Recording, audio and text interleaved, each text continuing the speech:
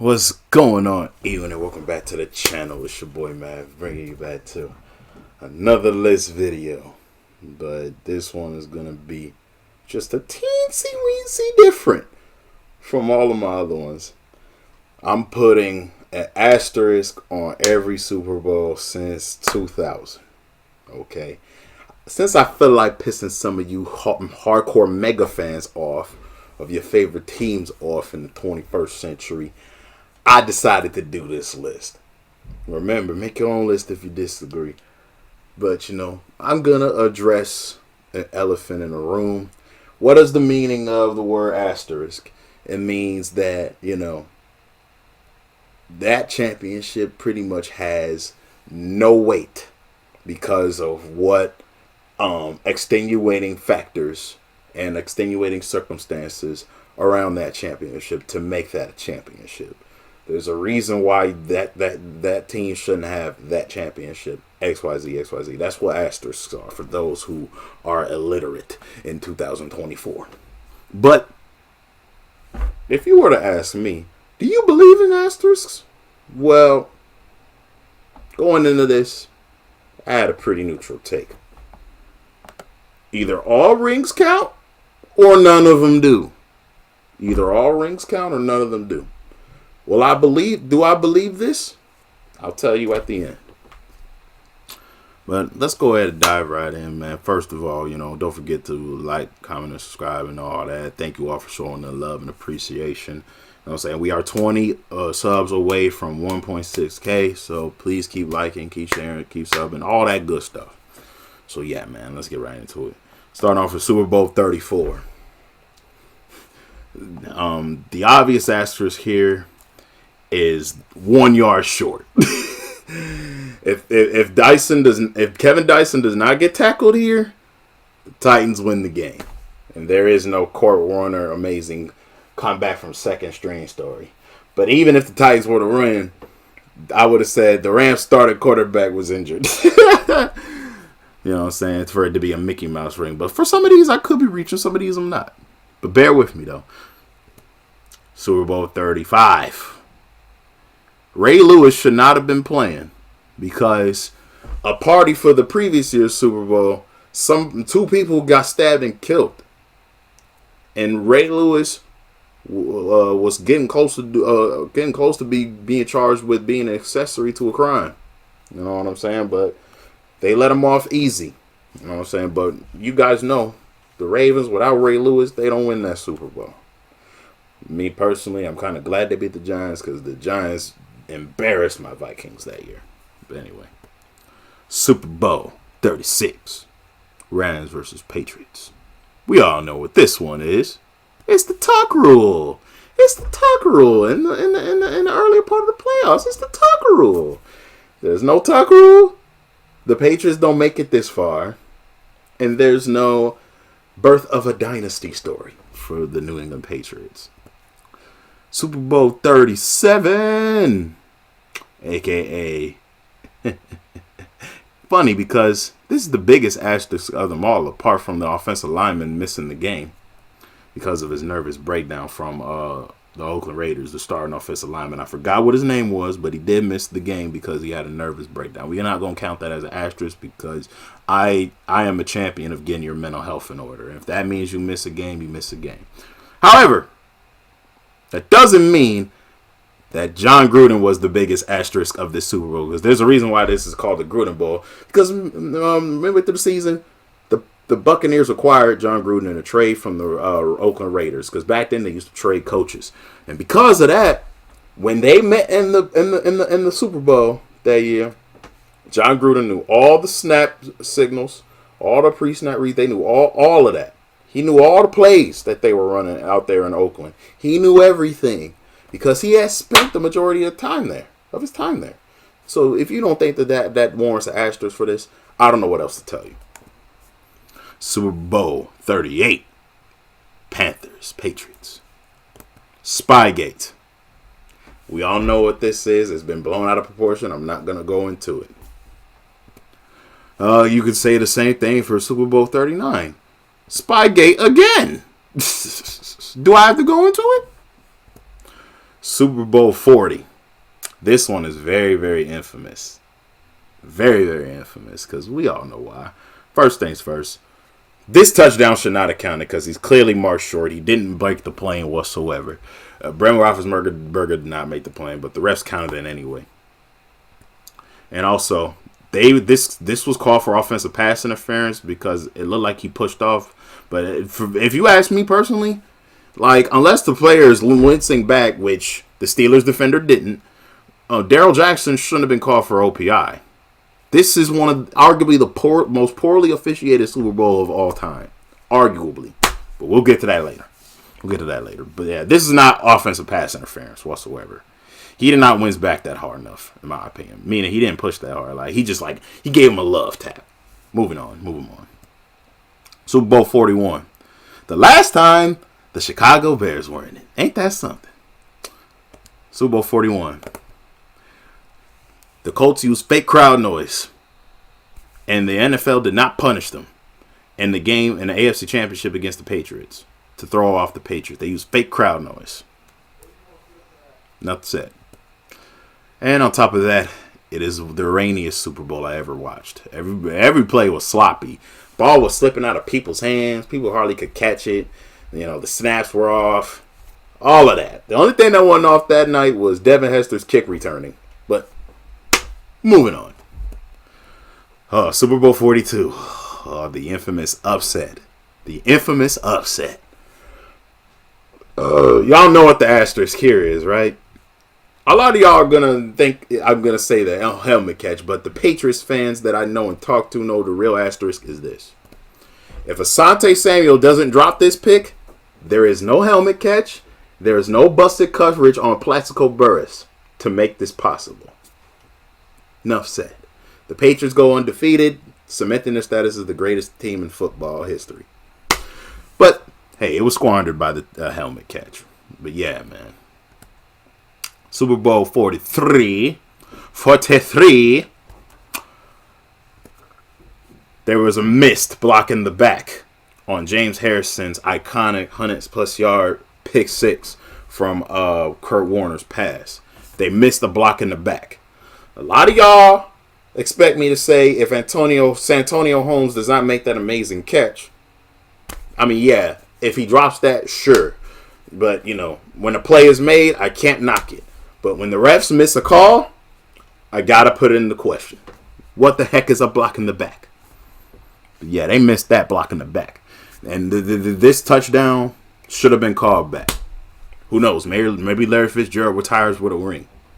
I'm only complaining because Larry Fitzgerald is a Minnesota native like me. Okay. Anyways, moving forward. I hate this Super Bowl so much. Super Bowl 44. We all know why. Bountygate. Bountygate. Do I even have to explain it? I mean, it came at the expense of my Vikings. Do I have to explain it? Enough said. Bountygate. Moving on. I hate this one too. Super Bowl 45. Fuck the Packers. Aaron Rodgers admitted to inflating balls past the legal limit, and the NFL didn't do a thing about it. Need I say more? We get on Tom Brady for knowing about his organization and deflating balls, and knowing his organization still in plays and doing Spygate, but we don't hold Aaron Rodgers of the Green Bay Packers responsible for inflating balls past the legal limit. Stop the madness. Anyway, 46. Real Patriots fans know what the real answer is. It's not the Manningham catch. If Wes Welker doesn't drop this, they could have ran out the clock, kicked it for 3, game over. Revenge complete for Super Bowl 42. Just keeping it a stack. Wes Welker is forever known for me as Butterfingers. Anyway, Super Bowl 47. One of my favorite Super Bowls of all time. To hate. Reason why? This was the second time Randy Moss was close to a championship. Because the first time was Super Bowl 42. And Asante Samuel screwed that up. But you know who screwed that up for me in this one? Not only because the lights went out, allowing everybody on both teams to get rest, and that played a big factor because the Ravens had aging players in Bernard Pollard, Ed Reed, and Ray Lewis, who declared that it was going to be his last year in the NFL that year. But yeah, not only that, but this punk Colin Kaepernick, who's highlighted in white, only wanted to throw to Michael Crabtree, who's highlighted in red, when he had Randy Moss highlighted in blue, wide open in the end zone. He's open. He's clearly open. He's the greatest receiver of all time. Throw it to Randy. You win the Super Bowl. Hello? Somebody had to have paid Colin Kaepernick triple his money, triple his salary to just go and force feed Crabtree, knowing that he's not going to freaking be open. Come on, man. Y'all expect me to believe that he didn't do this on purpose? He had to. You know what I'm saying? Screw if he's in the Super Bowl. You're a quarterback and you want to make the right plays, you throw it to the open man. It's simple. Ugh. I still don't like Colin Kaepernick because of this. Still don't. Fuck Colin Kaepernick. But yeah, man. Super Bowl 48. Super Bowl 48. I know y'all probably going to say the asterisk was because the missed snap over Peyton's head. But that's not the asterisk.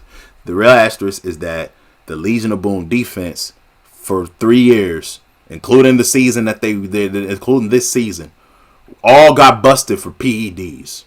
Like Richard Sherman and I think Byron Maxwell and who else got busted for PEDs?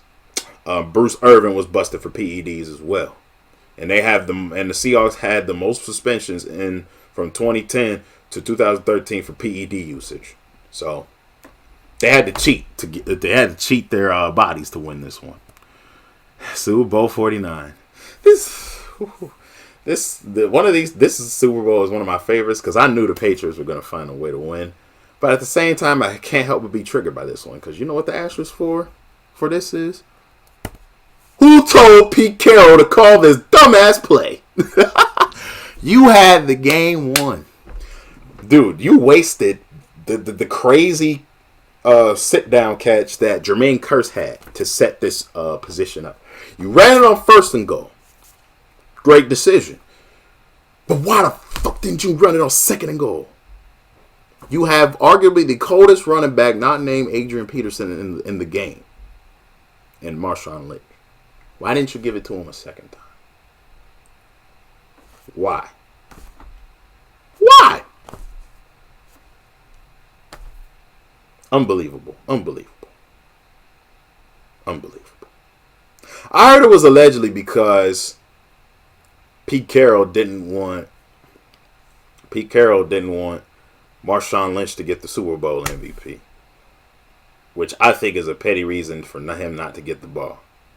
Marshawn also laughed in Pete's face because I think he knew that too. So yeah, there's that. Because you know, Pete Carroll and Russell Wilson had a pretty good relationship. You know what I'm saying? In comparison to all the Legion of Boom players and the rest of the offense and all that. So he wanted Russ to get the MVP. But like, you call a dumb play and not expect the Patriots to do that. Like the Patriots sent, you know, a whole load of DBs out for that particular call. And you still throw it. There used to be compilation videos of the fans on YouTube, Seahawks fans, asking, why didn't he run it? Why did he throw it? Excuse me. Anyway, we running through. We going back. We going forward. Super Bowl 50. You know what the asterisk is. Why didn't Cam Newton fall on the fumble? Why? Like he had the best chance out of any Panther in that situation to recover. Why didn't he recover that fumble? I think Cam allegedly said like he didn't want to injure himself, but still. Why? Super Bowl 50. You already know what the asterisk here is. Need I say more? This is the most iconic Super Bowl of them all. Because number one, I knew the Patriots were going to win again. But it was how they won that blew me away. How do you have a 25-point lead deep in the third quarter and you don't run the ball to get the clock out? Wasting an amazing performance by Julio Jones. Wasting it to blow this game away. And I know you got probably some of you Patriots haters are going to argue that the bobble catch that Julian Edelman had, but that was the cleanest catch I ever seen in a Super Bowl. I'm sorry.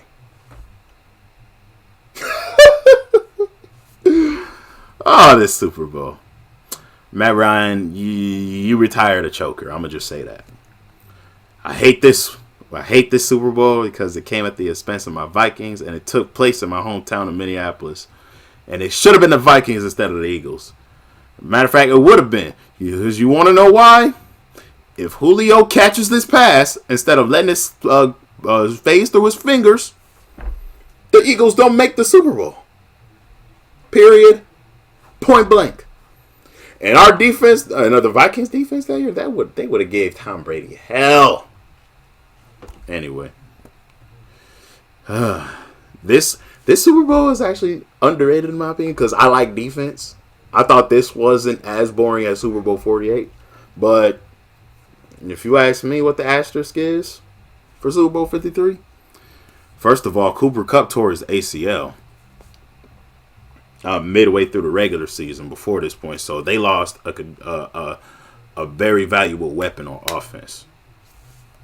And Todd Gurley didn't even get the ball that much. He was mostly on the sideline throughout the game, letting C.J. Anderson take most of his snaps because he was playing while injured.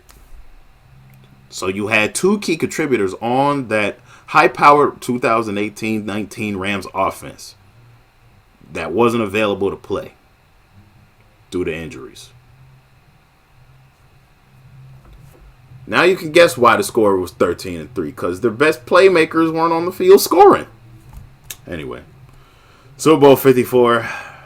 You already know what the asterisks are for these. Sorry. Houston blew a 24-point lead, and that was during the divisional round. You know what I'm saying? If Houston would just clock it and not let Patrick Mahomes get too many chances, nah. And on top of that, look at this. Look at this. The Niners had a 10-point lead late in the fourth. And the defense just couldn't keep it together. Couldn't. Super Bowl 55. Well, if I had to blame it on something, it'd probably be because Aaron Rodgers threw a game-sealing pick six. And if it wasn't for that, and if it wasn't for his bonehead coach going for threes when he should be going for sevens, then the Packers make the Super Bowl instead of the Buccaneers. Another asterisk would be the pass protection, but let's just be honest. The pass protection failing is part of the game. And you could blame the coronavirus for this if the NFL didn't allow full attending crowds at Raymond James Stadium. Because another advantage is that Tampa was hosting the Super Bowl. You know what I'm saying? But you don't even get, you know what I'm saying, a team hosting the Super Bowl that often. You know what I'm saying? You hardly even get that. Anyway, Super Bowl 56. This is arguable with Super Bowl 40 with the worst officiated Super Bowl of them all because there were missed calls everywhere. You know what I'm saying? One of those missed calls was this pass interference on the Rams. Like, this was blatant and obvious. Like, how did they not call pass interference on that? There was also a few other late calls, but like this whole game, if you watch it, was poorly officiated. I'm sorry. But yeah, man, let me go ahead and move on. Super Bowl 57. You should already know what the asterisk for this one is because everybody keeps talking about it. It's the shadow pass interference call against James Bradbury. Like this, should this even be counted a pass interference? I'm not sure, yo. Well, not pass interference, sorry. This is a shadow holding call. You know what I'm saying? I mean, I guess it's up in the air. It's questionable. But still, though. The Eagles should have played better than what the referees ref. You should have went for 7 instead of going for 3s thinking you were comfortable against Patrick Mahomes. That's what really took him out the game. Not the shadow call. But yeah, man. And then the last Super Bowl 57. Not 7. I'm sorry. Super Bowl 58. Drake Greenlaw tore his ACL in the middle of the game and couldn't play, therefore opening up the middle of the field for Kansas City to do their dirty work. But yeah, that's it for the Asterisks. But if you ask me, man, every ring has a degree of luck. Every ring has a degree of luck. Let's just keep it 100, okay? Every ring has a degree of luck. Regardless if you were, you know what I'm saying? Regardless if you were going up against a weaker opponent in the playoffs or a stronger opponent in the playoffs. All rings come with degrees of luck. And then, like, furthermore, this can be said for every single sport, including basketball, which I'm going to cover sometime within the coming days because I know basketball season is just starting. I might do an Asterisk video for that, but I'm only doing the ring since 2000 because I was not alive for anything before 1999. I was born in 99, so I did not live to see, you know, the Super Bowl of 99. You know what I'm saying? And I was a baby when WrestleMania 15 and the Spurs' first championship happened, so I don't really remember that because I was a baby. So yeah, man. But furthermore, at the end of the day, my stance is going to be the same. All rings count. All rings count. And don't forget that. All rings count. All championships are legit. But anyway, if you guys enjoyed this video, don't forget to leave a like, comment, subscribe, hit the notification bell so you know where I upload. And I'll see y'all for the next list video I do. Till then, take care of y'all. Deuces.